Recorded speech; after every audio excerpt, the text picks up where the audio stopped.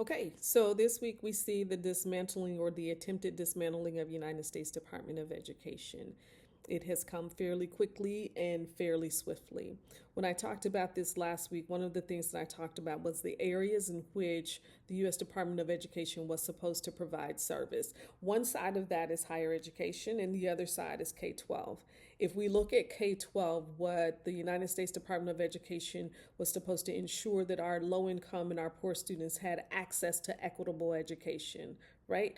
We were also supposed to make sure that our students who have special needs and need additional services receive those services. The other place that U.S. Department of Ed was supposed to focus on was making sure that students who had limited English proficiency received additional support services in order to ensure that they were educated equitably. And there was a civil rights office that fell underneath the United States Department of Education, especially focused on education. And so, what I've heard this week is yes, we will still make sure that our students who have special needs still receive funding for special needs services. We will also make sure that food and nutrition programs have not gone away. Here is what the executive order reads, and I'm only going to read paragraph 2 because I'm interested in it.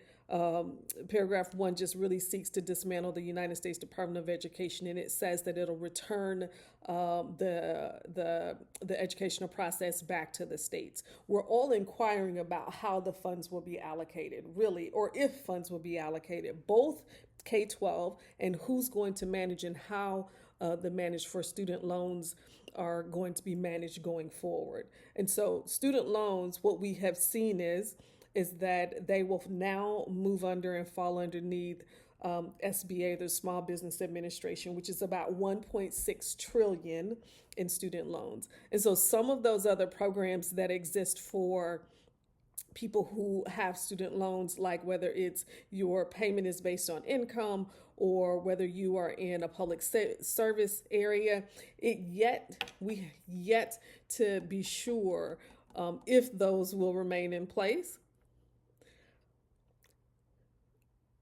And I saw a video by Anthony O'Neill, and one of the things that he said, which I wholeheartedly agree with, is make sure that you read the fine print if you have student loans. Let me go back to this real quick. The second paragraph of the executive order reads as such: consistent with the Department of Education's authorities, the Secretary of Education shall ensure that the allocation of any federal Department of Education funds is subject to rigorous compliance with federal law and administration policy, including the requirement that any program or activity receiving federal assistance terminate illegal discrimination obscured under the label diversity, equity, and inclusion or similar terms in programs promoting gender ideology. And so if there are programs that are built as equitable or built as ensuring that students have access and there's inclusion, this says you will not receive any federal funds if we find out about it. Which goes back to the question of, and it's not really a question, it's an obvious and glaring statement, that we will not pursue any additional funds for low income or those who are marginalized or disenfranchised, according to what has been stated.